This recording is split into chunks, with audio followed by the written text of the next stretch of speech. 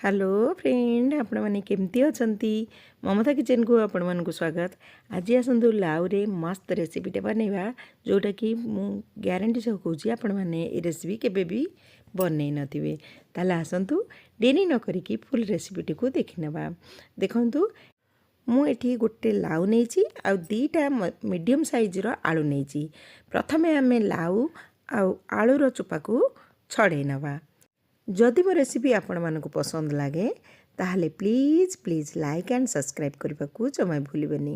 यही रेसिपी को घरे निश्चय थरे ट्राए करेंगे, देखिए समस्त की पसंद आसीबो। देखंतु हमर लाउर चोपा छाड़ीगला। एबे आमे लाउ को काटी नबा। आपण माने काटला बेले देखिए जदि लाउ भितरे किछि मंजी थिबो ताहले ताको काढिबे, जदि मंजी नथिबो ताहले सेमती आपण माने काटी नेबे। मु एबे जो लाउ काटुची तादरे मंजी अच्छी।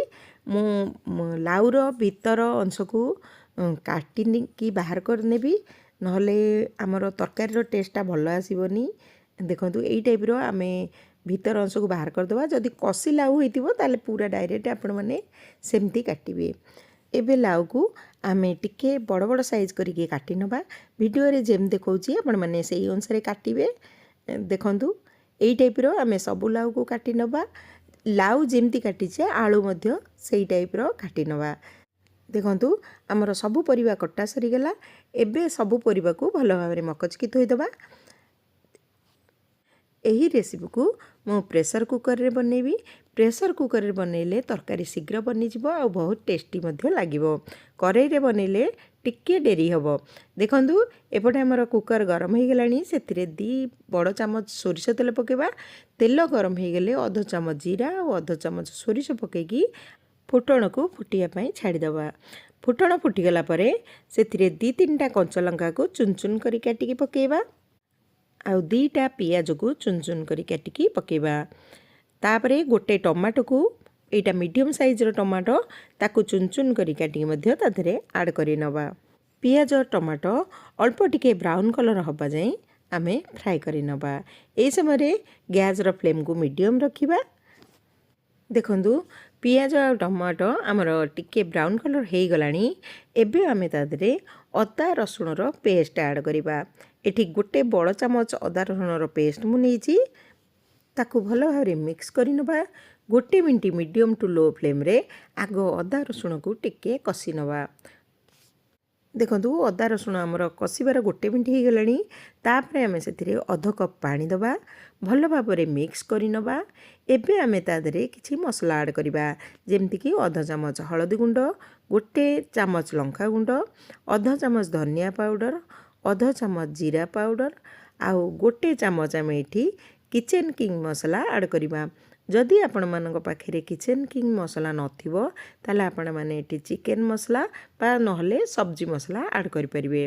तापरे फुण टिके पानी देकी मसला रु तेल अलगा हबा जाई आमे मसला को कसी नबा।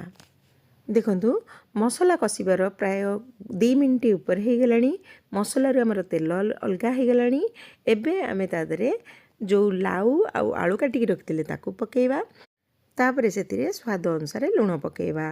आउ सब मसला आमे आगुरु ऐड करि नै जे भलो भाबरे मसला सहित परिवा को मिक्स करि नबा। मीडियम टू लो फ्लेम रे प्रथमे मसला परिवा को कसी नबा। अच्छा कहले आपण माने रेसिपी को केबे बनै चंदी? एई टाइप रो मु जेमती बनैची आपण माने सेमती केबे बनै चंदी? जदि बनै नांती घरे ए रेसिपी को निश्चय थरे ट्राए करंतु। एई रेसिपी बनैले आपण माने थरे बनैले बारंबार बनैया को इच्छा करिवे। आपण माने ए रेसिपी को रोटी परोटा भात सबुथिरे खाइबे, समस्त की पसंद आसीबो।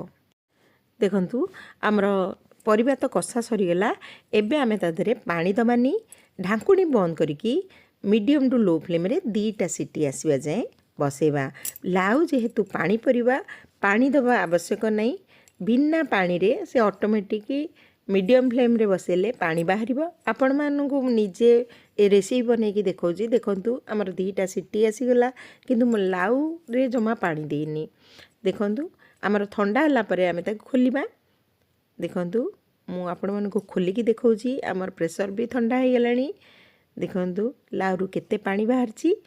ଆଉ ଏମିତି ହିଁ ବନାନ୍ତୁ। ରୁଟି ପରଟା ଭାତ ସବୁଥିରେ ସର୍ଭ କରନ୍ତୁ। ମୁଁ ଏଇ ରେସିପିକୁ ଭାତ ସହିତ ହିଁ ସର୍ଭ କରିବି। ଆପଣମାନେ ଚାହିଁଲେ ବି ରୁଟି ସହିତ ସର୍ଭ କରିବେ, ବହୁତ ଟେଷ୍ଟ ଆସିବ। ଦେଖନ୍ତୁ ଆମର ଲାଉ ତରକାରୀ ପ୍ରସ୍ତୁତ ହେଇଗଲା। ଦେଖନ୍ତୁ କେତେ ୟମି ଦେଖାଉଛି, ବଢ଼ିଆ ବାସ୍ନା ବି ହେଉଛି। ଏବେ ତରକାରୀକି ଆଉ ଟିକେ ଟେଷ୍ଟି ବନେଇବା ପାଇଁ ମୁଁ ଏଠି କିଛି ଧନିଆ ପତ୍ର ଆଡ଼୍ କରୁଛି। ମୁଁ ଧନିଆ ପତ୍ରକୁ ହାତରେ ଛିଡ଼େଇକି ପକାଉଛି, ପୁରା ଡାଙ୍ଗ ସହିତ ପକାଉଛି। ଆପଣମାନେ ଏମିତି ପକାଇବେ। ତାପରେ ତାକୁ ଭଲ ଭାବରେ ମିକ୍ସ କରି ନେବା। ତାପରେ ଆଉ ଟିକେ ଅଧିକା ଟେଷ୍ଟି ବନେଇବା ପାଇଁ ଏଠି ଗୋଟେ ପିଞ୍ଚ ଆମେ ଏଠି ଗରମ ମସଲା ଗୁଣ୍ଡ ଆଡ଼୍ କରିବା। ଏବେ ଭଲ ଭାବରେ ମିକ୍ସ କରି ନେବା। ଦେଖନ୍ତୁ ଆମର ଲାଉ ତରକାରୀ ପ୍ରସ୍ତୁତ ହେଇଗଲା। ଆପଣମାନେ ଏ ରେସିପିକୁ ଯାହା ବି କହିପାରିବେ, ଲାଉ ରାଇ ବା ଲାଉ ତରକାରୀ ବା ଲାଉ କଷା ଯାହା ବି କହିପାରିବେ, ଏଇ ରେସିପିକୁ ଘରେ ନିଶ୍ଚୟ ଥରେ ଟ୍ରାଏ କରନ୍ତୁ। ଦେଖିବେ ସମସ୍ତଙ୍କୁ ପସନ୍ଦ ଆସିବ। ଏବେ ଚାଲନ୍ତୁ ଏ ରେସିପିକୁ ଗରମ ଗରମ ସର୍ଭ କରିବା। ଏହି ରେସିପି ଆପଣମାନଙ୍କୁ କେମିତି ଲାଗିଲା ମୋତେ କମେଣ୍ଟ ବକ୍ସରେ ନିଶ୍ଚୟ ଜଣାଇବେ। ଏହି ରେସିପିକୁ ଘରେ ନିଶ୍ଚୟ ଥରେ ଟ୍ରାଏ କରନ୍ତୁ। ଦେଖିବେ ନିଶ୍ଚୟ ସମସ୍ତଙ୍କୁ ପସନ୍ଦ ଆସିବ। ପୁଣି ଆସିବି ଆଉ ଗୋଟେ ନୂଆ ଭିଡ଼ିଓ ସହିତ ନୂଆ ରେସିପି ନେଇକି। ସେତେବେଳେ ଯାଏ ରହୁଛି। ବାଏ, ନମସ୍କାର, ଜୟ ଜଗନ୍ନାଥ।